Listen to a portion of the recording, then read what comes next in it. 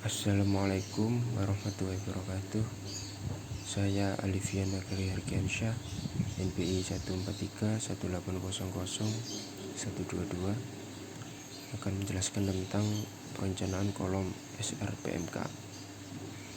Yang pertama bisa dilihat di sini, diketahui kayak dalam pada kolom BC, BD dan CE ini dapat dari soal. Kemudian kita melakukan perhitungan kombinasi pembebanan. Ada 3 kolom tadi, BD, BC, CE, dan ada 4 rumus itu. Diperoleh hasil seperti ini. Untuk step pertama kita cek perbandingan FPU. Nah, nilai PU itu harus lebih besar dari AG F aksen C per 10. Di sini hasilnya oke, memenuhi syarat. 2. Cek persyaratan geometri kolom dan hasilnya oke juga. Ketiga, tulangan longitudinal kolom.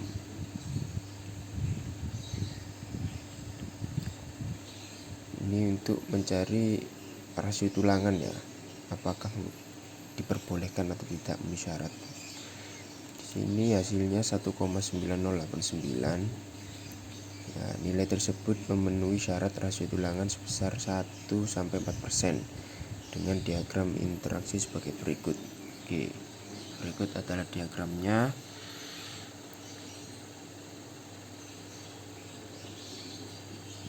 Di sini terlihat ya.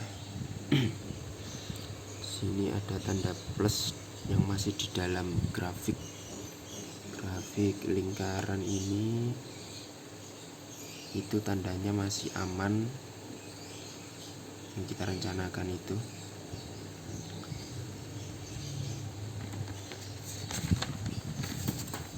Kemudian step keempat, cek syarat spasi bersih antar tulangan. Rumusnya seperti itu dan hasilnya diperoleh 134,667, lebih besar dari tebal selimut. Oke. Yang kelima, cek persyaratan strong column weak beam berdasarkan SNI. Rumusnya sigma mn kolom lebih besar 1,2 sigma mn balok. Untuk goyangan gempa ke kanan, gambarnya kurang lebih seperti ini. Nah, untuk nilai itu ada 4D28 yang terletak di tumpuan dan 2D28 terletak di lapangan. Ada MNB2, MNB1 itu sendiri nilainya adalah 365, MNB2 nilainya 365,9 dan MNB1 nilainya 134,31. Hasil tersebut merupakan dari hasil rekapitulasi tulangan terpasang dan momen nominal dari perhitungan balok yang sebelumnya. Kemudian momen nominal kolom diperoleh seperti ini, eksponensial max hasil PU tadi dari kombinasi pembebanan tadi yang terbesar diambil. Kemudian ada gambar lagi. Nah,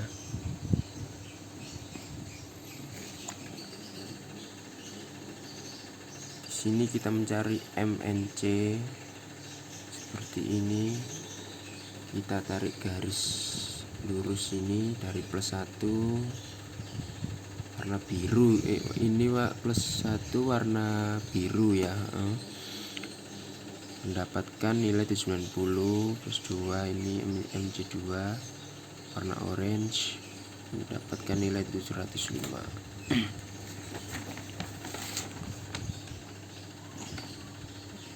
Untuk hubungan balok kolom sebelah atas kolom BC, kita memakai ini nilainya. Kita hitung sesuai rumus tadi, MNC berapa, sigma MNC, sigma MNB, kemudian 1,2 sigma MNB, kemudian dimasukkan lebih besar, berarti oke.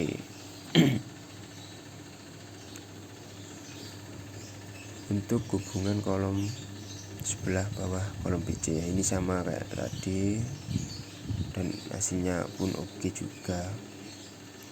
Step 6, mendesain tulangan sengkang kolom. Ini ada beberapa cara ya, yaitu A, menentukan daerah sendi plastis. LN itu hanya 622 dari dikit soal.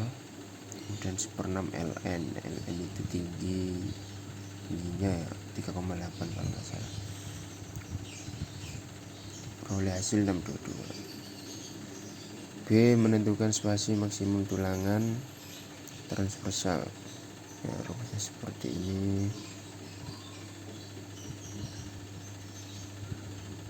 X dapat diperkirakan sepertiga HC menurut Agus Setiawan tahun 2016. Jadi kita memakai itu perhitungannya, kemudian didapat HX nya yaitu 180,667 dari rumus itu tadi. C, menentukan luasan tulangan transversal.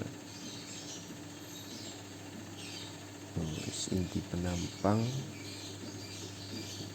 ini seperti ini hasilnya. Ada dua rumus di sini ya.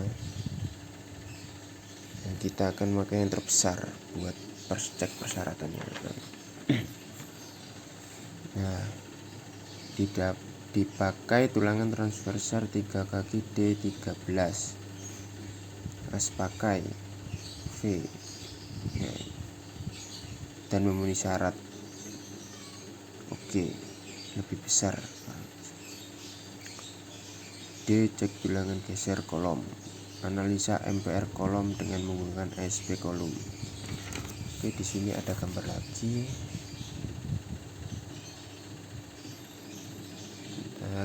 Nah, ini juga kita tarik garis lurus ya.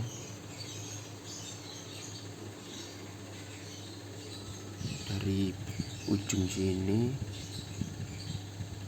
kita tarik berapa, kita hasilnya mendapatkan PPR 4745 KN dan MPR nya 1375 KNM. Kembali lagi. Oke, MPR kolom didapat 1375. Kemudian kita menghitung VU 2 kali MPR per LN sama dengan 724 KN. Kemudian gaya geser desain berdasarkan MPR di muka kolom. Rumusnya itu MPR min MPR plus itu dari perhitungan sebelumnya, perhitungan balok kalau nggak salah itu. Syarat gaya geser kolom akibat gempa harus lebih besar, itu VI gempa harus lebih besar dari setengah VI hasil analisa struktur tadi, dan hasilnya oke. Kemudian gaya tekan aksial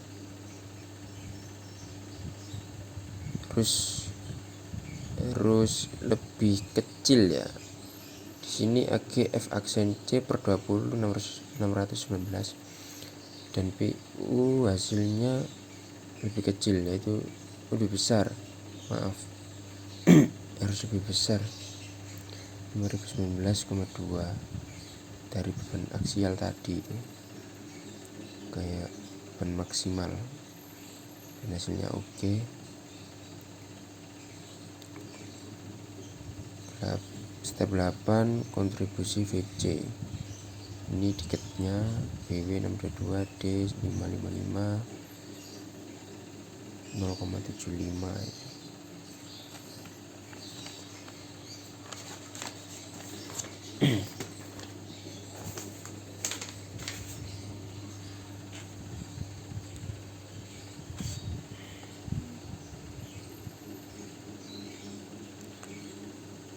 Oke, kemudian menghitung VC, rumusnya akar F aksen C per 6 BW kali D, hasilnya didapat 325,47 kN.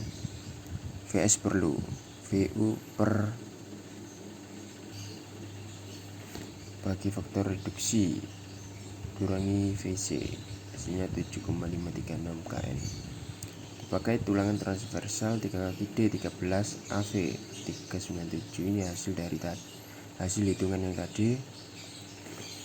Kemudian S pakai, kita pakai 100 mm karena yang minimum antara itu, dan D 555 mm. Kita menghitung VS, ketemunya hasilnya 932,144, dan hasilnya lebih besar dari VU, berarti memenuhi syarat. Oke. Jadi faktor reduksi dikali VC plus VS hasilnya 943,21, lebih besar VU. Oke, berarti lanjut. Untuk bentang di luar IO, inersia ini.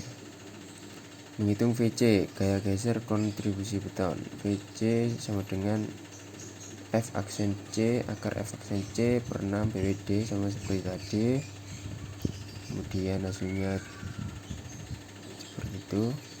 Dan VU unstruk itu hasilnya dari perhitungan yang tadi 1,2 kN. VU per faktor reduksi hasilnya 162,667 kN. Karena VU per F lebih kecil VC, maka tidak dibutuhkan tulangan sengkang untuk menahan geser, tapi hanya untuk pengekangan. Jadi kita tidak perlu sengkang untuk perencanaan penahan geser, jadi itu cuma untuk mengekang. Sisa panjang kolom di daerah di luar sendi plastis tetap harus diberi tulangan transversal dengan S lebih kecil 6 kali D tulangan longitudinal sama dengan 168 mm.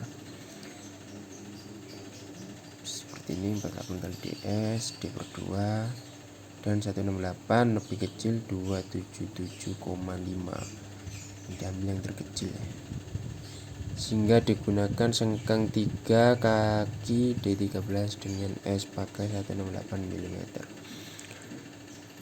Oke, untuk selesai seperti itu saja. Terima kasih, mohon maaf jika kurang jelas atau ada ucapan yang salah kata. Terima kasih.